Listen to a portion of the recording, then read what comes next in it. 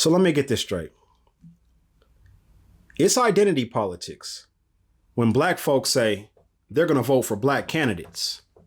But the fact that other than Obama, every other US president has been a white male, that's just regular politics, huh? No, that's just coincidence. Their identities were never even considered. Can I say it one more time?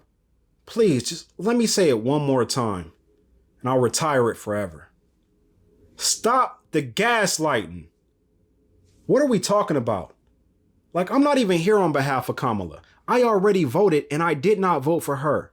But y'all not about to gaslight our people into thinking that something is wrong with them for wanting to see someone who looks like them in meaningful positions and wanting to throw their support behind them. Why are we acting like we've gotten something from the people that we don't identify with? Huh? Oh, we did get something? My bad. I don't know where my mind was at. You absolutely right. We did get bills that systemically oppressed us.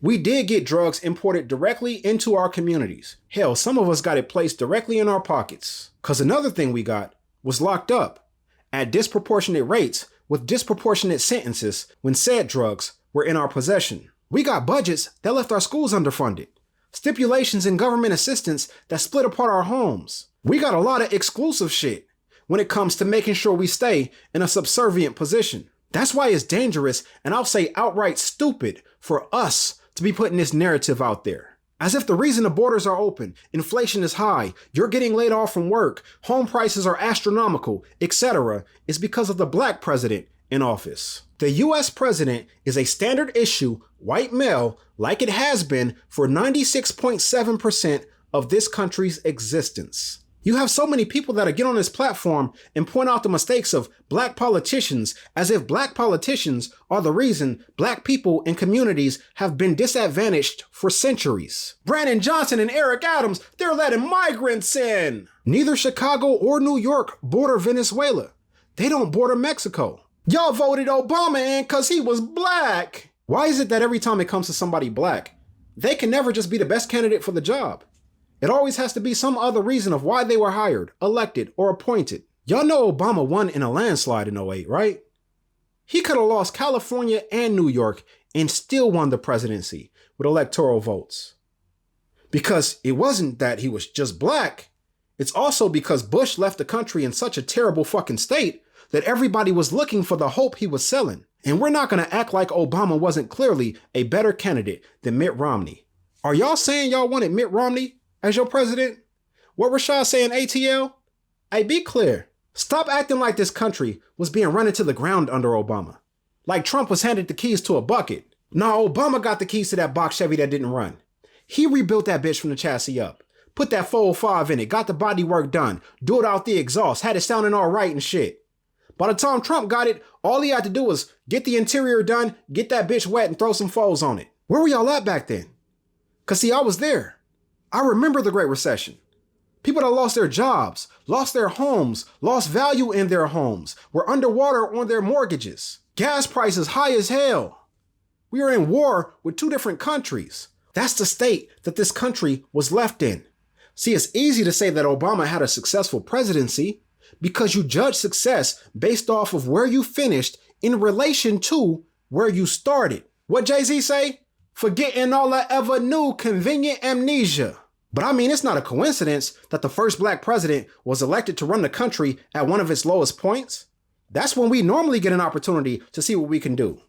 In order for us to get an opportunity to see what we can do, shit gotta go completely left first. It's most evident in sports because, for the most part, sports franchises are the only businesses where you can identify the leadership, know their responsibilities, and judge their performance. The Buccaneers had 14 losing seasons in a row before they hired Tony Dungy. Dwayne Casey was handed a shit Toronto Raptor team.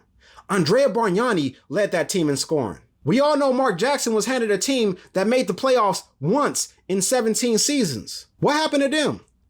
Tony Dungy coached the Bucs for 6 seasons. His only losing season was his first. He was fired and a championship-ready Bucs team was handed right over to John Gruden.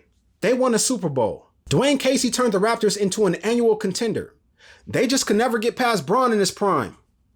The man got fired, then won Coach of the Year a few days later. for the same season. Bron goes west. They trade DeRozan for Kawhi, give his longtime assistant Nick Nurse the job.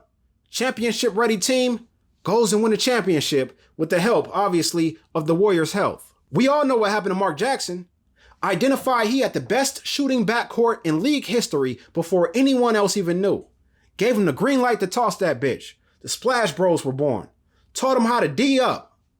The man got fired. Steve Kerr, with zero coaching experience, gets hired. They go on to become a dynasty.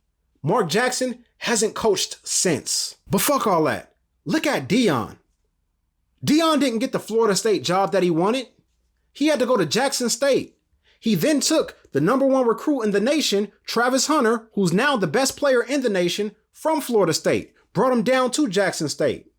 Then because of how we do us, he leaves Jackson State. But when he does, he doesn't get the highly coveted Texas A&M job with all the resources. He gets offered the job to go and coach a Colorado team coming off of a 1-11 season. Then got criticized for getting rid of most of the players. Fuck was he supposed to do? Vegas had the win total at over under 3. They went 4-8. Not to mention sold millions of dollars in merchandise, sold out season tickets, had the highest average ticket price in the nation, had celebrities and people from all over the nation flying into Boulder, Colorado because a Buffs game was one of the biggest events in the country. Got Colorado the type of media coverage they haven't seen since Cordell was there. And people act like that man was failing. Even the greatest cornerback in football history couldn't start off with a decent job. And you have all of these black men on platforms today talking about how white men are being discriminated against because of DEI practices. They don't check the box as a minority or a double minority, so they're not getting a fair shot. So fucking what? How many black men have been disqualified for positions because of racist practices? Why the fuck was affirmative action, DEI, or any other term that's been used, put into place to begin with? Why does the NFL have the Rooney Rule that Coach Tomlin benefited from? Why did the A stadium plans get released and Senate Bill 1, the one providing $380 million in public funding, why did that mandate that 51% of the construction workforce be comprised of women and minorities? It's because white men have been practicing identity politics forever. It's why they're so far ahead in this country. It doesn't matter if it's the president of the country or the president of a company. They have been, and for the most part, still are the first consideration. So I'm not going to get on this internet and shame anyone for practicing the same. Black people should always consider black candidates first. But we have to do the legwork to make sure we're throwing our support behind the best black candidates. Because if we don't, you see how even our own people are going to jump all over them. These people made Tiffany Henyard, who is an absolute disgrace, the face of black politicians, and she only has a constituency of 9,530 people. This is why you can't vote for people because they look like you. Meanwhile, Pamela Goins-Brown has North Las Vegas absolutely thriving. She is the reason why black politicians deserve the first consideration of black people. We have great people doing great work, and we need to tap into them. We already have hundreds of years of history showing what others will do for us.